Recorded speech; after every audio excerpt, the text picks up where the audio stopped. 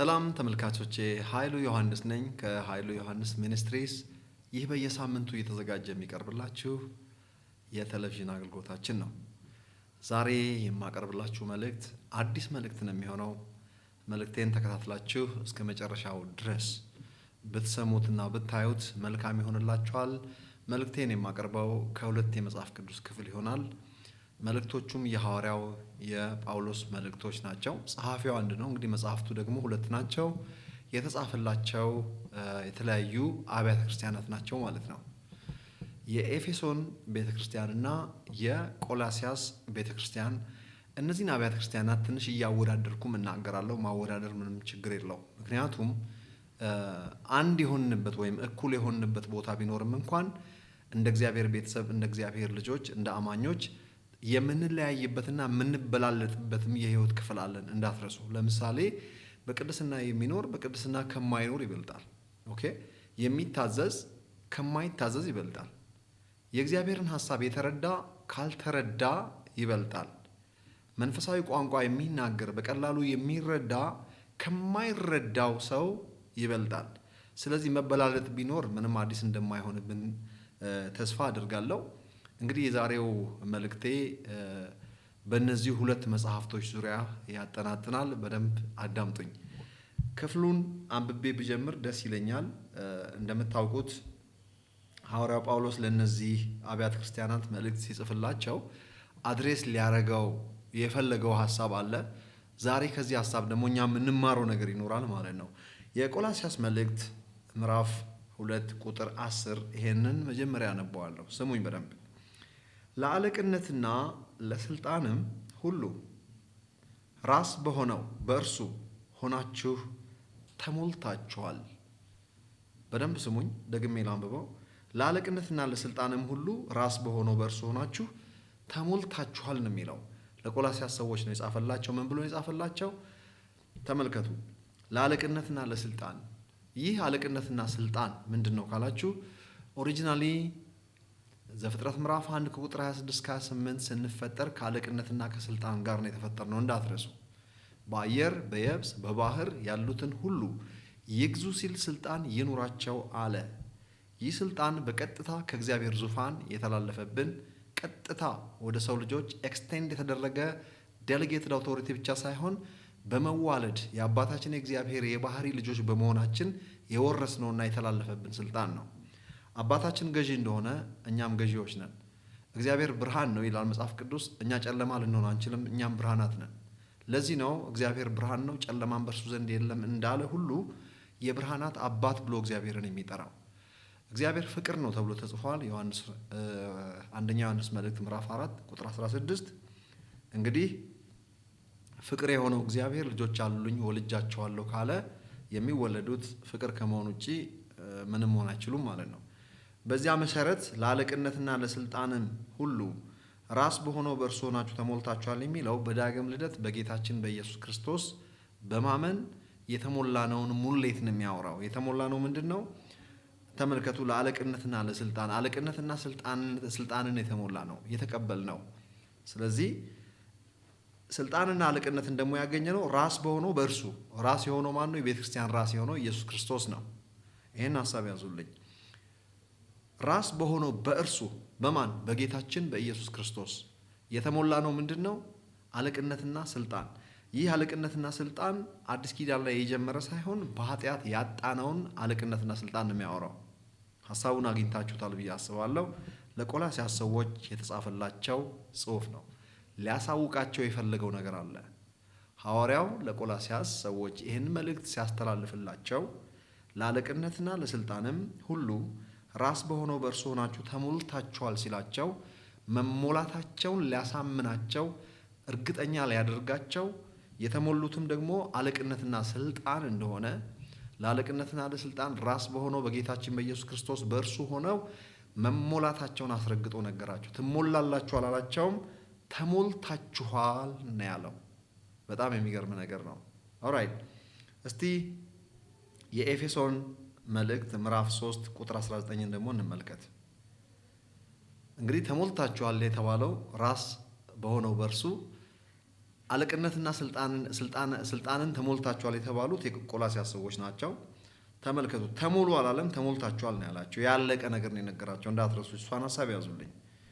ቁጥር 19 ኤፌሶን ምዕራፍ 3 ቁጥር 19 ከቅዱሳንም ሁሉ ጋር ስፋቱና ርዝመቱ ከፍታውም ጥልቀቱም ምን ያህል መሆኑን ለማስተዋል ከመታወቅም የሚያልፈውን የክርስቶስን ፍቅር ለማወቅ ትበረቱ ዘንድ፣ ቀጥሎ ያለውን አዳምጡ፣ እስከ እግዚአብሔር ፍጹም ሙላት ደርሳችሁ እስክትሞሉ ድረስ።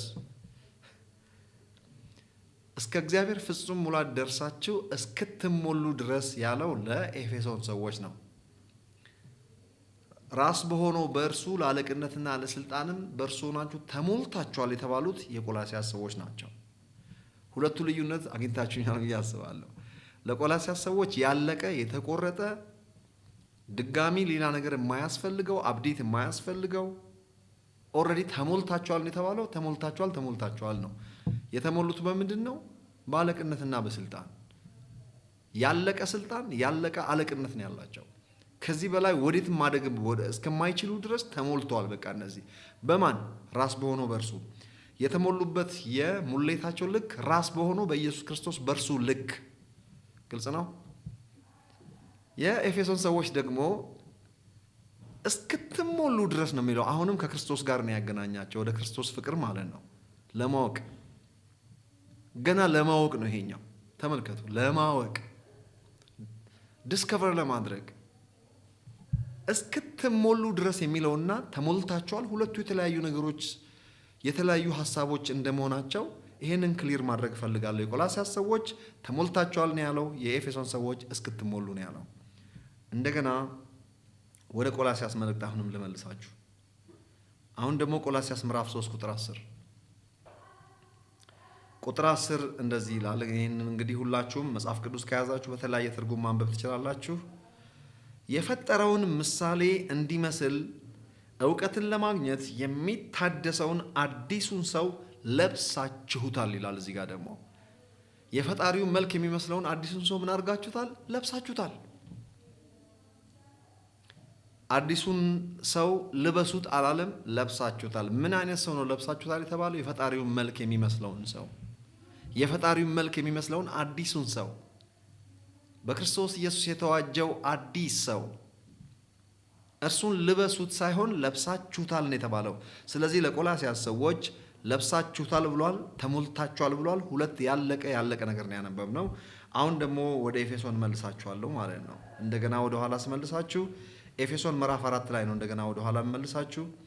ኤፌሶን ምዕራፍ 4 ወረድ ብላችሁ ከቁጥር 19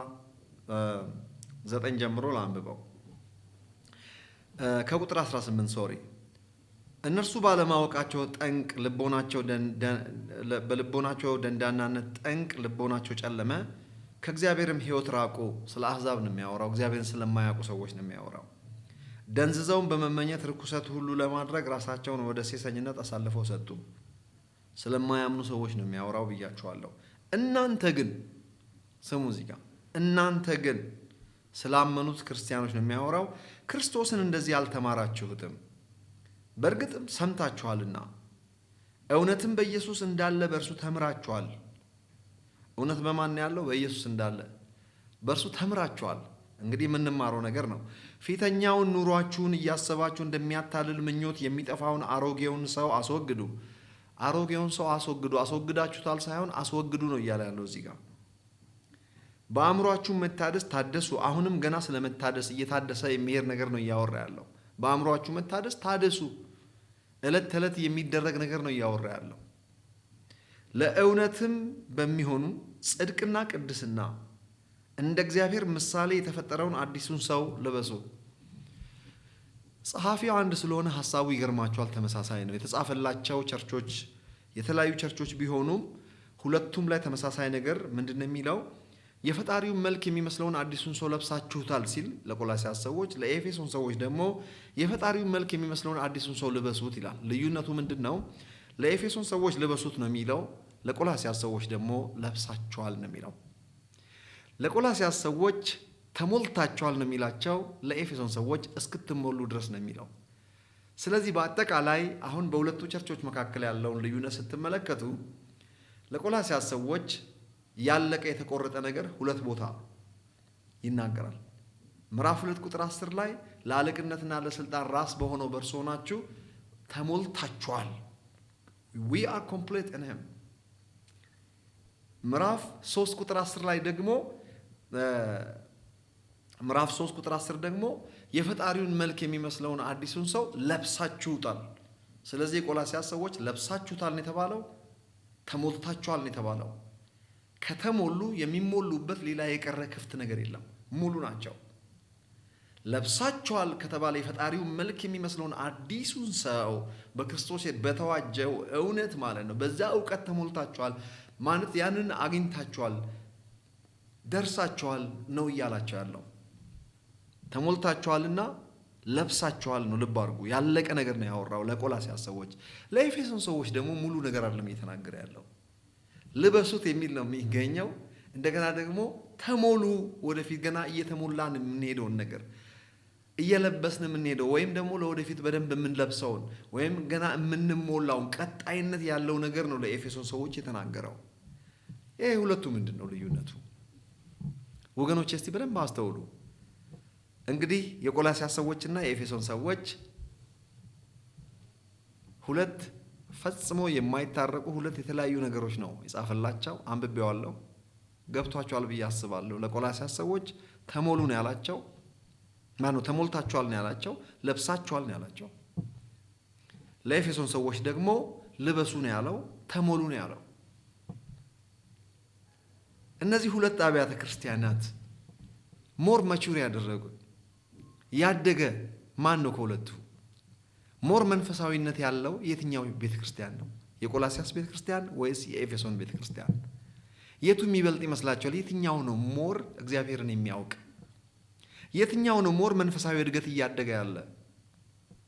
የትኛው ነው ቤቢ ክርስቲያን ወይም ደግሞ ትንሽ ማለት ገና ያላደገ ገና የቃሉ ወተት እየተመገቡ ያሉት የትኞቹ ናቸው?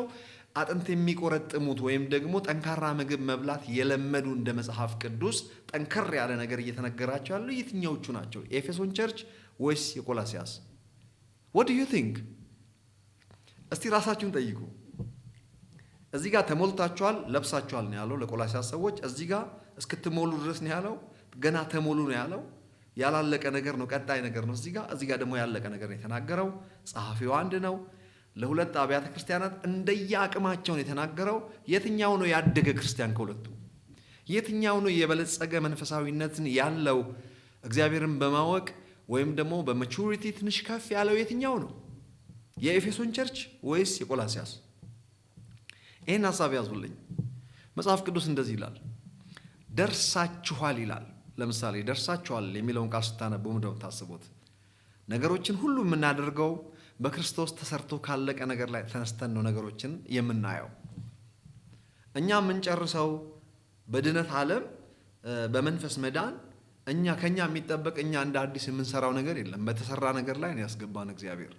ለቆላስያስ ሰዎች ምን እያላቸው እንደሆነ ግልጽ ነው ማለት ነው። በጸጋ የተሰራላቸውንና ያለቀ ነገር እየነገራቸው ነው። ኦኬ። በዚህ በ30 ደቂቃ ቪዲዮ ምን ያህል መናገር እንደምችል አላውቅም። ነገር ግን ለእናንተ መነግራችሁ ሁለቱን እያወዳደራችሁ ራሳችሁን በዚህ ውስጥ እንድታዩ ነው የኔ ሐሳብ። ልብ ብላችሁ እንድትሰሙ ፈልጋለሁ። ዕብራውያን ምዕራፍ 4 ላይ የእግዚአብሔር ቃል እንደዚህ ይናገራል። ወደ ቅድስት ማለት ምዕራፍ 4 ላይ አይደለም ይሄ የማወራው። በደስታ ወደ ተሰበሰቡት ቅዱሳን መንፈሶች ወደዛ ቀርባችኋል። የሁሉ ዳኛ ወደ ሆነው ወደ በጉ ወደ ጌታችን ወደ ኢየሱስ ክርስቶስ ማለት ነው ደርሳችኋል ይላል። በአጠቃላይ የተፈጸመ ነገር ነው የሚያሳየን። ኦኬ። አርፋችኋል ነው የሚለን። ወደ እረፍቱ የገባ ይላል። እግዚአብሔር በሰባተኛው ቀን እንዳረፈ እንደዚሁ አርፈዋል ብሎ ይናገራል። አርፈናል። ታውቃላችሁ፣ እንዳረፍን ባይሰማንም በእግዚአብሔር ቃል መሰረት አርፈናል። ኦልሬዲ መንፈሳዊ እረፍት አግኝተናል። እናንተ ደካሞች ሸክም የከበደባችሁ ወደ እኔ ኑ እኔም አሳርፋችኋለሁ ያለ ወደ እርሱ መጥተናል፣ አርፈናል። ገና የምናርፍበት ምንም የቀረ ነገር የለም። ሊያድነን ኢየሱስ ክርስቶስ ለድነታችን ጠራን፣ እኛም መጣን፣ አዳነን። ገና የምንድንበት የቀረ ስፍራ የለም። ድነናል። ዳግም ተወልደናል፣ አዲስ ፍጥረት ነን፣ የእግዚአብሔር ቤተሰብ ነን፣ በቀኙ አስቀምጦናል። ያለቀ ነገር ነው አዲስ ኪዳን የሚናገረው። ይህ ተሰርቶ ያለቀ ነገር ደግሞ ከስራ አይደለም፣ ማንም ሰው እንዳይመካ ተብሎ ተጽፏል። የሆንኩትን ሁሉ የሆንኩት በእግዚአብሔር ጸጋ ነው ይላል እግዚአብሔር ቃል። በእግዚአብሔር ጸጋ ተሰርቶ ባለቀ ነገር ውስጥ እንጂ ያስገባን እንደ አዲስ እኛ የምንሰራው የተሰጠን ነገር አይደለም። ወቁ። አዳምና ሔዋንን እግዚአብሔር መቼም ከኛ ጋር እኩል ነው የፈጠራቸው። ዘፍጥረት ምዕራፍ 1 ላይ ነው ሰው ሁሉ የተፈጠረው። ነገር ግን ዳርቻና ዘመናትን ወሰነላቸው ስለሚል በጊዜያችን ሁላችንም የገባ ነው። ነገር ግን በስጋ የመጀመሪያ የገቡ ሰዎች እነዚህ ባልና ሚስቶች ናቸው። እነዚህ ሰዎች ወደዚህ ዓለም ሲያስገባቸው የሚገርማችሁ የሚያስፈልጋቸውን በጀት ፈጥሮላቸው በተሰራ ነገር ላይ እንጂ ያስገባቸው እንደ አዲስ በምድረ በዳ አስገብቷቸው እንደ አዲስ እንዲኳትኑ አይደለም ያደረገው። በስድስቱ ስራ ቀናት ውስጥ ለሰው የሚያስፈልገውን ነገር ከሰራ በኋላ በስድስተኛው ቀን መጨረሻ ባለቤቱን ወደዚህ ዓለም አስገባ እንጂ ሰውን ካስገባ በኋላ ለሰው ፕሮቪዥን አላመጣም። እግዚአብሔር በኤደን ለሰው ልጆች የሚያስፈልገውን ነገር ሁሉ ፈጠረ። ጨረቃ፣ ከዋክብት፣ ፀሐይ ሁሉ የተፈጠሩት ለሰው ነው። ለዘመን መቁጠሪያም ለብርሃንነትም ለተለያየ ዓላማ በጣም አመቺ የሆነ ዓለም እግዚአብሔር ለሰው ልጆች ከፈጠረ የሚበላ ነገር ሁሉ ካዘጋጀላቸው በኋላ በጀታቸውን ወጪ አድርጎ የሚያስፈልጋቸውን ነገር ከሰጠ በኋላ ፕሮቫይድ ካደረገ በኋላ ነው ባለቤቱን ያስገባው እንጂ ሰውን ካስገባ በኋላ የሚበላውን ነገር አልፈጠረለትም። እግዚአብሔር የማንም ባለዕዳ አይደለም። አሁንም ቢሆን ለምሳሌ ሕፃናት ሲወለዱ በጀቱ ከኛ እንዳይመስላችሁ፣ እግዚአብሔር በጀት አለው። ምናልባት እኛ ፕሮቫይድ አደረግን ማለት በእኛ በኩል እግዚአብሔር ፕሮቫይድ እያደረገላቸው እንጂ ፕሮቫይደሮቹ እኛ አይደለንም። ጀሆቫ ጃይሬ ተብሎ ተጽፏል። አምላካችን እግዚአብሔር እኛንም ልጆቻችንንም በእኛ በኩል በአደራ መልክ የተቀበልናቸውን የእግዚአብሔር ልጆች ጭምር የሚመግብ እሱ እንጂ እኛ አይደለንም። እንኳን እኛን ሰዎችን ቀርቶ የምድረ በዳን አራዊት እንኳን እግዚአብሔር እንደሚመግብ ተስፋም እንደሚያደርጉት ሁሉ ይናገራል። ልላችሁ የፈለግኩት አዳምና ሔዋንን የሚያስፈልጋቸውን ከፈጠረላቸው በኋላ ባለቀ በተቆረጠ ፍጹም በሆነ ነገር ላይ መጥቶ አስገባቸው እንጂ እንደ አዲስ እነሱን ካስገባ በኋላ የሚበላ ነገር ሊፈጥርላቸው አልሞከረም። ያዙልኝ ይሄንን። በአዲስ ኪዳን በተመሳሳይ መልኩ ጌታችን ኢየሱስ ክርስቶስ ተመልከቱ፣ ባለቀ ነገር ተሰርቶ ባለቀ ነገር ላይ ነው እንጂ የጠራን ነገሮች ተሰርቶ ሳያልቁ በፊት አልጠራንም። ሞቶ ከተነሳ ሁሉ ነገር ካለቀ በኋላ እንኳን መንፈስ ቅዱስ መጥቶ ሰዎች ጋር ማድረስ እስኪጀምር ድረስ ተሰርቶ ያለቀው ነገር መንፈስ ቅዱስ መጥቶ ማከፋፈል ሰፕላይ ማድረግ እስኪጀምር ድረስ ከኢየሩሳሌም ከተማ እንዳይወጡ በማስጠንቀቂያ ነግሯቸው ነበረ። ባለቀ የዘላለም ሕይወት በተቆረጠ ነገር ላይ ኢየሱስ ሰርቶ በጨረሰው ነገር ላይ ነው የተጠራ ነው። ስንመጣ ወደ ድግሱ ነው የገባ ነው። ክብር ለእግዚአብሔር ይሆን። በብዙ ምሳሌ እግዚአብሔር ነግሮናል። እግዚአብሔር በጽዮን ተራሮች ላይ የሰባ ፍሪዳ አዘጋጅተዋል። ያረጀ ወይን ጠጅ በሚል የእግዚአብሔር እንከን የሌለበት ባንኩዌት እንዳዘጋጀና በባንኩዌቱ ላይ ደግሞ ይገባቸዋል የተባሉ ሰዎች ቅድሚያ እንደተጠሩ እንግዲህ መጽሐፍ ቅዱስ ማቴዎስ ወንጌል ምዕራፍ 22 ላይም እንደሚነግረን ይገባቸዋል የተባሉት አይሁዳውያን ናቸው።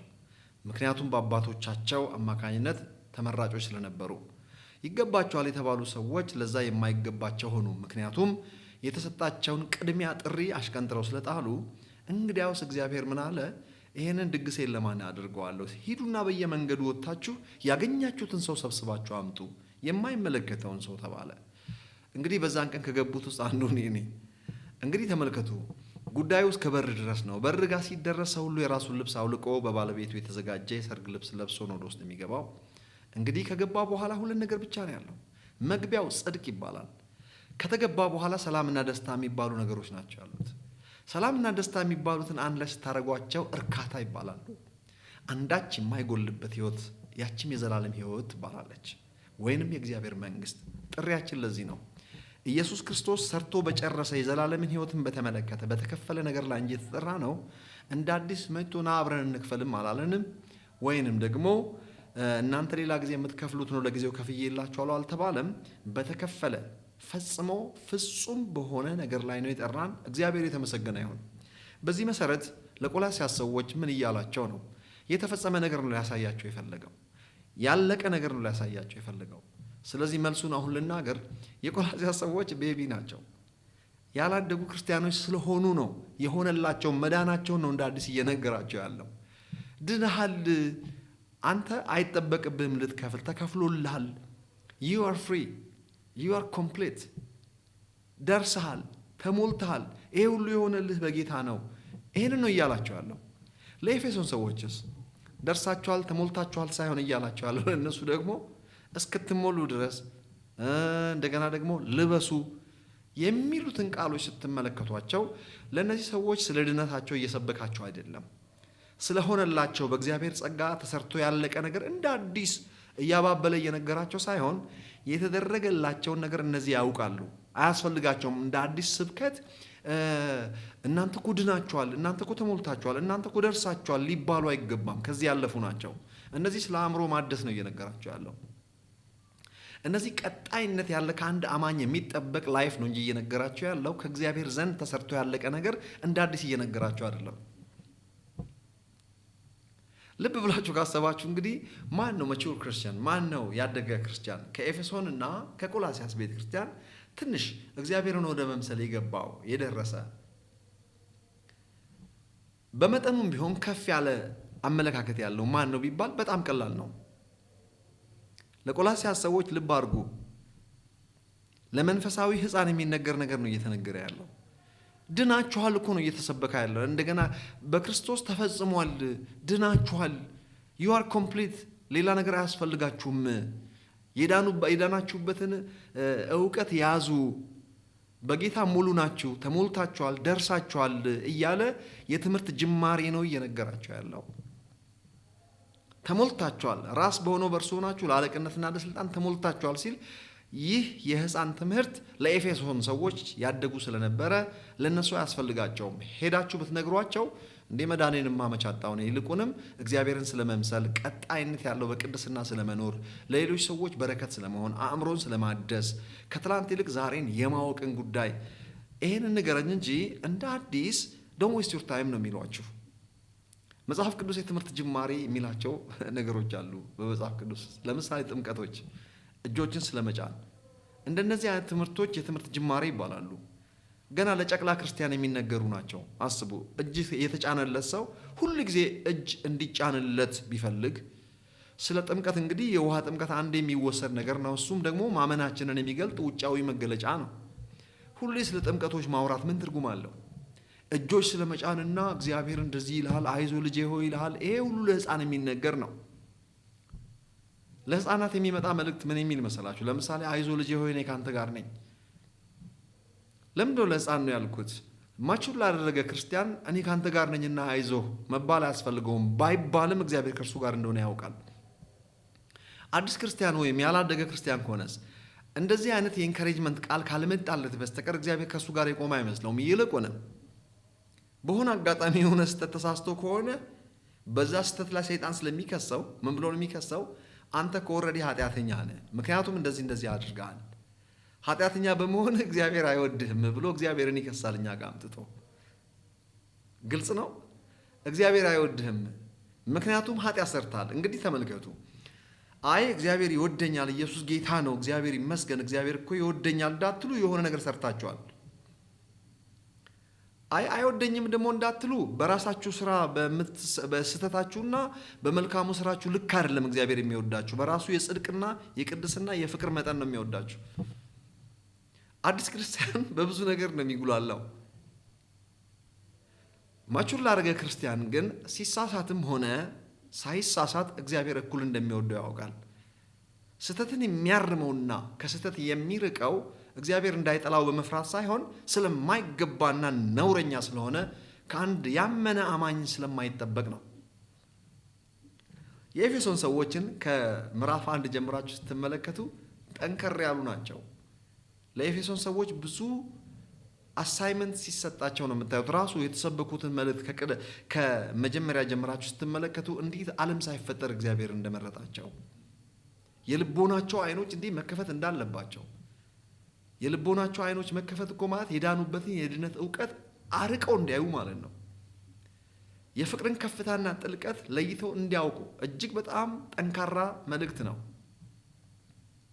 ምዕራፍ 3ም ምዕራፍ 4ም ስትመጡ ይልቁንም ምዕራፍ 5ም ከዚያ አልፈው ምዕራፍ 6 ጋር ስትደርሱ መንፈሳዊ ውጊያ ታስታውሳላችሁ። ምዕራፍ 6 ከቁጥር 10 ጀምሮ በቀረውስ መጋደላችን ከደምና ከስጋ ጋር አይደለም የሚለው ማለት ነው። በቀረውስ ወዳጆች ሆይ መጋደላችን ከደምና ከስጋ ጋር አይደለም፣ ይልቁንም በሰማያዊ ስፍራ ካሉት ከክፋት መንፈሳውያን ሰራዊት ኃይላት፣ ከስልጣናት ከኃይላትም ጋር ነው። ፓወርስ፣ ሩለርስ፣ ፕሪንሲፓሊቲስ ከነዚህ ጋር ነው። ስለዚህ የመንፈሳዊ የዕቃ ጦራችሁን ሁሉ አንሱ ካለ በኋላ ያን የዕቃ ጦር ከታች ይዘረዝራል።